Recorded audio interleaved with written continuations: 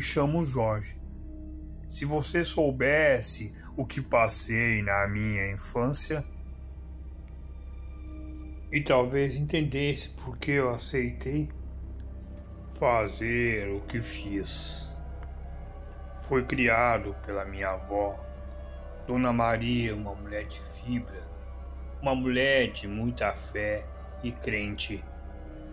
A 5 quilômetros da cidade de Santo Tomé, no estado do Paraná, morávamos em uma área rural, num velho barraco de madeira, onde o cheiro de comida vinha mais da casa dos outros que da nossa.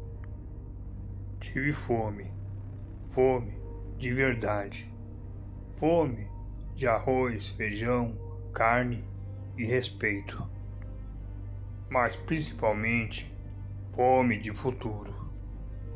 Comecei a trabalhar com 13 anos, lavando pratos em um restaurante da cidade. A escola abandonei cedo. Não dava para trabalhar e estudar ao mesmo tempo. O trabalho era muito exaustivo e a forma como o patrão efetuava meu pagamento, aquilo era muito injusto, pois o patrão me pagava uma miséria. Após estando trabalhando 3 anos naquele restaurante, eu decidi falar com o patrão e pedir um aumento. E o patrão não aceitou me dar o aumento e logo me dispensou. Falou que não precisava mais dos meus serviços. E como o patrão tinha muita influência na cidade, ele alertou a todos que ninguém me desse emprego. Eu era alguém muito responsável para tomar a responsabilidade de qualquer trabalho. Então, toda noite, eu passei a ir até a cidade. Ficava escondido observando até o horário que o restaurante fechasse. E quando o restaurante fechava, eu ia até os sacos de lixo e começava a vasculhar, na esperança de encontrar sobras que os clientes deixavam. Muitas vezes estava com tanta fome que comia as sobras de comida ali mesmo, e o resto levava para casa, para repartir com minha avó. E foi uma noite. Eu estava vasculhando os sacos de lixo do restaurante. Encontrando uma grande quantidade de sobras, eu sentei e comecei a comer ali mesmo. Muito cansado e sentado ali, apreciando aquelas sobras dos clientes, foi quando escutei uma voz que vinha na direção das minhas costas. E a voz dizia: "Olá, Jorge. Você ainda está comendo essas migalhas? E por quê?" Naquela hora me virei e olhei para trás. E avistei um homem alto, magro e branco. Ele usava uma cartola e um terno escuro muito elegante, um tecido que eu nunca havia visto na minha vida. Aquele homem deu um certo sorriso, se aproximou e se abaixou. Olhou profundamente dentro dos meus olhos e falou: "Prazer, Jorge. Eu me chamo Aníbal. Sou atraído pelo desespero e a angústia e a fome." E não entendendo aquelas coisas que aquele homem falou, eu perguntei: "Quem é o senhor?" E o homem começou a dar muitas gargalhadas e falou: "Jorge, digamos que eu sou um duque, que vem de tão longe do seu mundo." Aquele homem falando aquelas coisas, eu comecei a ficar mais curioso. De uma forma estranha, eu comecei a confiar nas palavras dele. Então eu perguntei: "O senhor é algum mágico?" O homem começava a dar risada. "Jorge, eu lhe admiro. Mesmo você enfrentando essa situação junto com a sua avó, você ainda é alguém que tem muito humor. Você me fascina, Jorge." Então, naquele momento, eu falei para aquele homem: se você é tão poderoso, então você me ajuda agora. Me consegue um emprego e tira a minha avó daquele velho barraco que está caindo aos pedaços. O homem falou: sim, Jorge, eu vou lhe ajudar. Vou lhe dar muito poder e sucesso. Mas com grandes poderes há grandes responsabilidades. Jorge, eu lhe falo que sou fiel com os amigos, mas sou cruel com os inimigos. Mas se você quer obter todo o poder e sucesso e ajudar sua avó, fazer que as pessoas olhem você com respeito e admiração, você só basta assinar um contrato. É um contrato que eu e você vamos ter, pois esse contrato tem que ser algo de muita lealdade e fidelidade.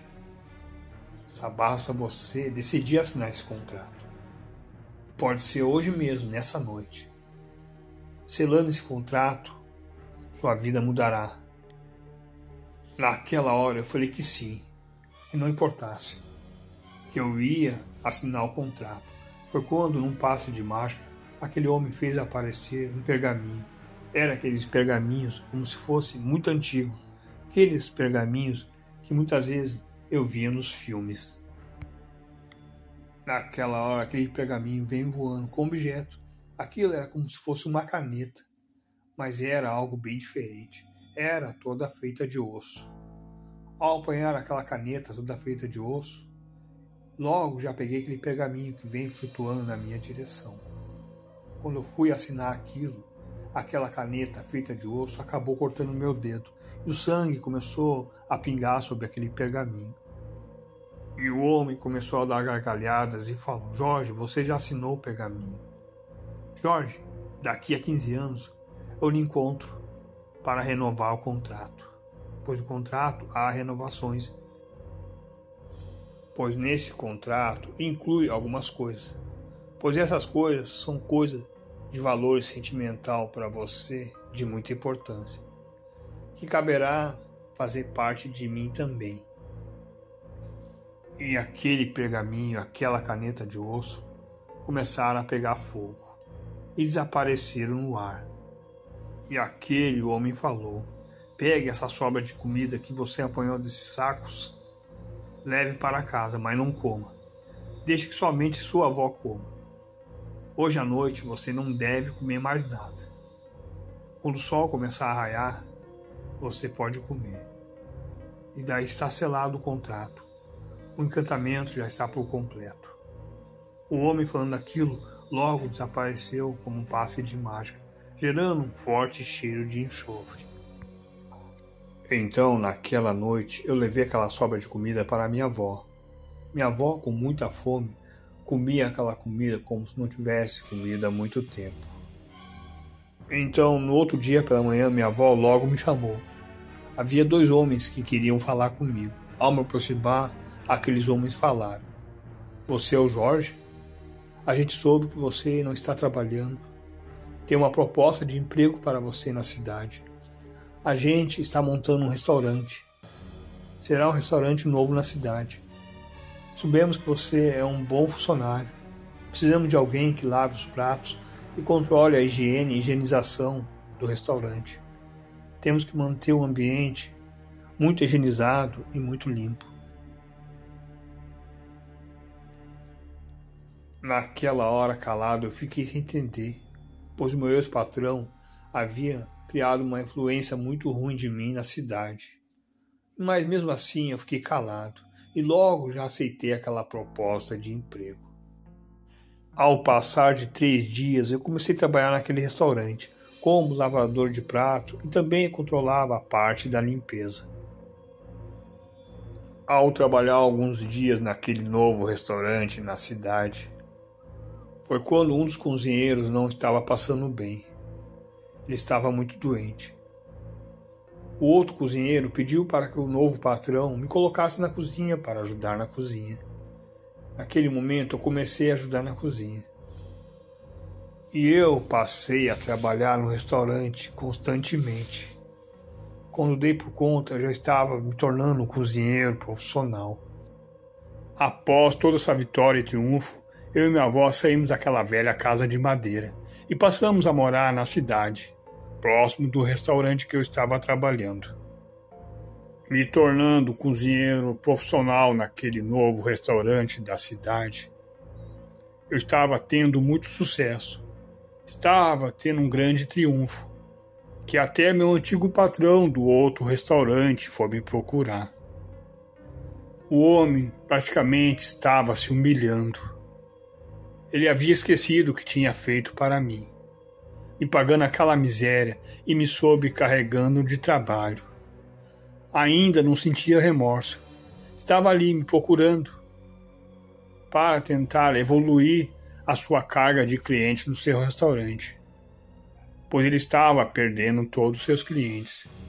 Mas eu não aceitei. Com um sorriso de vitória e também com desprezo para ele, eu falava que não. Então se passou 15 anos e foi uma noite. Já estávamos encerrando o expediente. Então, quando estava indo embora, na frente da igreja, avistei aquele homem.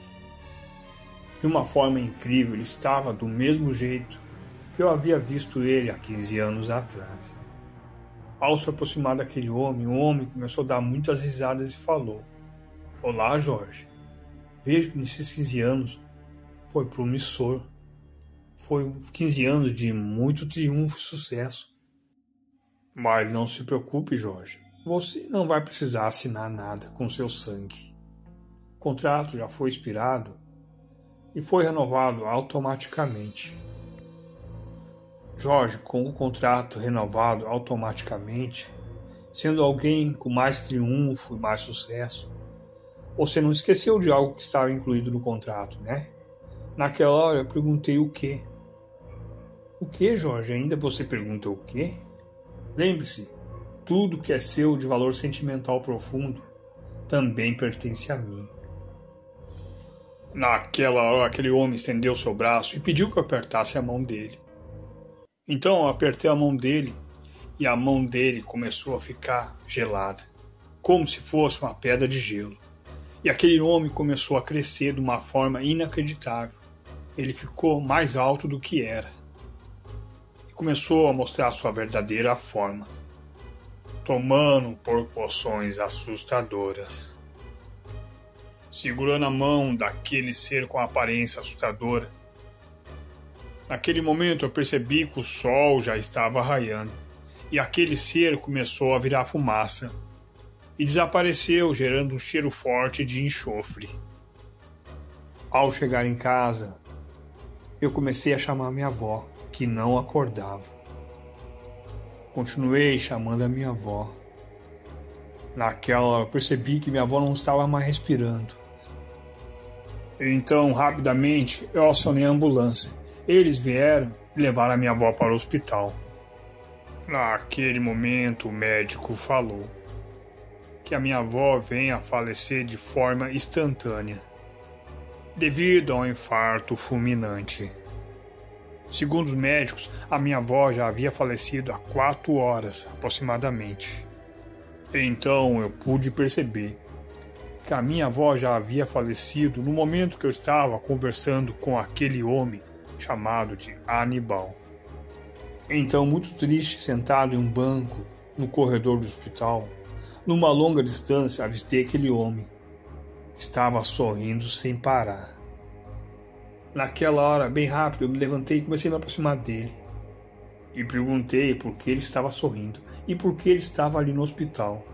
O homem falou: "Jorge, eu sabia lembrar você, novamente, que tudo é seu, é meu.